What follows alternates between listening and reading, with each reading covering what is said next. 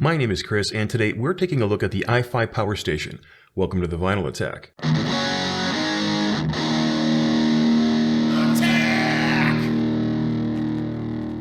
In the world of hi-fi, we're always looking to increase our sound while spending as little as possible, it seems. As most of us has found, this is certainly an attainable goal, but at some point the returns on the dollar, or whatever your currency might be, seems to slow in terms of performance gain. Most people call this diminishing returns. While I don't really abide by this term as such, I can see where the people get the notion that as you spend more, you're seeing less and less in terms of sonic difference. However, I don't know that that equals a diminished returns. Now, hear me out. Yes, you will hear a bigger difference in sound when you connect a new pair of speakers to your system than, say, a new power cord. But I don't always find that these smaller upgrades are price deficient. Fine-tuning your system to get the precise sound you're looking for is certainly a part of the hobby that I enjoy, even if the products are less sexy, let's say. The PowerStation is one of these items. It offers a tangible benefit, but it just doesn't look as sexy as a new pair of speakers or an amplifier. However, you will find it easier to use, as all you need to do is connect it one time and let it do its work. No placement, no running around, no room treatment, no fussing, no mussing, just plug it in and walk away. In gaming, people tend to call that a quality of life mod. So in this particular case, is this quality of life mod worth the $600 you would need to spend to achieve the results it offers? And if so, is that a diminishing return? That's the focus of today, so let's take a look at what this thing really is, and more importantly, what it will do for your sound. Coming off of the ever-controversial topic of cables and their effect on your hi-fi system, the PowerStation isn't that far behind the conversation. The main difference here, though, is that it is indeed easy to measure the difference it can make to your system with a simple test. If only all things worked this way. Taking the information learned when creating their ACI purifier, iFi have incorporated this noise-reducing technology right into a power strip and then continue to beef it up and add even more benefits. Its main goal, though, does seem to be eliminating or reducing RFI and EMI. If you're not all that familiar with those terms, it's simply this. RFI, or radio frequency interference, is a type of disruption to your electrical signal found in the radio frequency spectrum. This can range from 3 Hz to 3 terahertz, so it can certainly interfere with every component you own.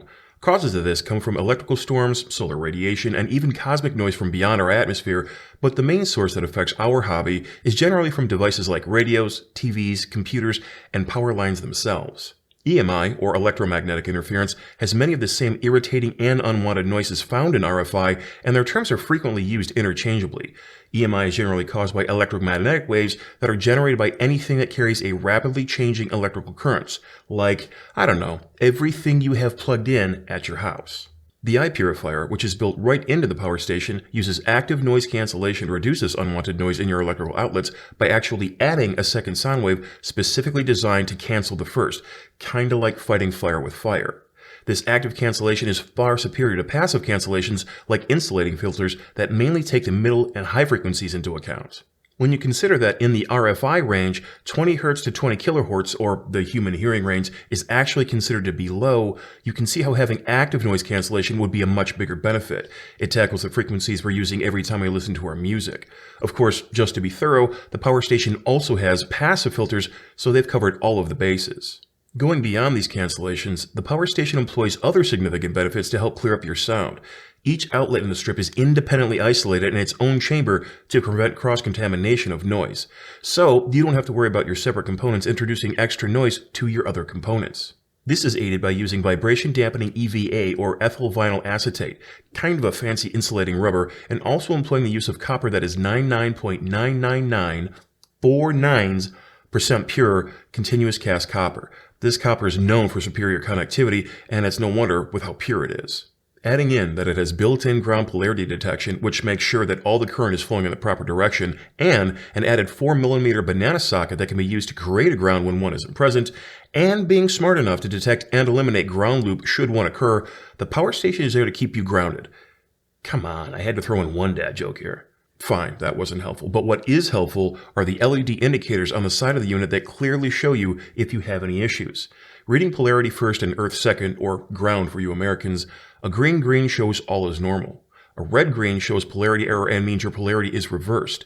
Red is a ground error, and this means your ground is missing or faulty, and no lights at all means that it is cut out from an overvoltage or electrical short. Speaking of an ultra-voltage or electrical short, you'll be happy to know that the PowerStation has an overvoltage surge protection that is effective up to 30,000 amps at 1,000 volts in under 10 microseconds. This pretty much means that you'd have to blow the damn thing up for it to not protect your system. It doesn't just shut the power down either. Should it detect a persistent issue, it will not reboot to protect your equipment from harm. So, if you suspect you've had a power surge or electrical problem and this beast shuts everything down and won't power back on, you might want to consider calling an electrician before trying to circumvent anything. So it packs a boatload of excellent measures to reduce noise and protect your equipment. Does it do anything at all to your sound? Indeed it does. In my time using the PowerStation, I heard more clarity for the most part. I wouldn't say the highs were higher or that the bass was deeper necessarily, but they were simply more clear. The reduction of line noise in my system made it possible to hear the definition and dynamics my current rig is producing, and, quite frankly, I like the way it looks. Sure, it's just an anodized aluminum chassis with a white plug at one end, but something about hearing what I did and what I didn't, along with the nearly 4.5 pounds of stability, just made me happy. But I'd mentioned measurements, didn't I? So for those of you who would like some numbers to back up the claims I'm making about the noise reduction, this part is for you. Using what I call my bad wall, I plugged in a tri-field line EMI monitor to see what kind of noise I was getting from the particular outlet. Having performed this test on several outlets in my home, I found this one to be the worst offender. Perfect for testing the claims made by iFi. The line monitor measures millivolts in a peak-to-peak fashion and emits an audio tone for easy identification. Forgiving the poor sound quality here, you'll see and hear that the reading straight from the socket measures in at around the mid-400 mark with some errant spikes here and there. Upon plugging in the PowerStation into the same outlet, however, the electrical noise is reduced to about 100 millivolts. This is definitely a quality measured result, and I was certainly happy to see it. Interestingly enough, though, it is upon removing the EMI meter from the wall outlet and plugging it directly into the PowerStation that the voltage went up. It now reads around the 180 range, up from 100. Considering that 50 millivolts is considered to be low noise, the 180 reading is a bit higher than I'd like, and it doesn't stop there. Measuring the good wall, where my stereo is plugged in, the initial readings were right around 260 millivolts. Certainly better than the mid-400s I was seeing on the bad wall, but upon plugging in the PowerStation, it only went down to about 220. Plugging the meter directly into the PowerStation, the voltage went back up to the 240s. It would seem that the improved reading from my bad wall ends up being better off. I bring this up to say that if you are particular about the line noise in your house, you may choose to test your lines and even move your components to improve performance. I'm kind of stuck with where my 2-channel system resides for the moment, but that does lead to an additional, if not slightly more expensive option. You can purchase the ACI purifier separately and plug it into the PowerStation or perhaps even your wall for additional line noise reduction. That is to say, these effects stack. Now, is all of this necessary? After all, the PowerStation comes in at $600, and each additional iPurifier you want to add will bring the total up about $110. This is where we come back to diminishing returns, or the lack thereof. Clearly spending this kind of money on a product that isn't flashy and doesn't seemingly offer an overly apparent change in sound might put some people off. This is exactly the type of thing that would put people in the diminishing return category. But because the PowerStation works so well and so easily, I personally wouldn't call it diminishing. Consider this. The PowerStation eliminates work by being plug and play, and it solves a problem by protecting your gear and reducing line noise.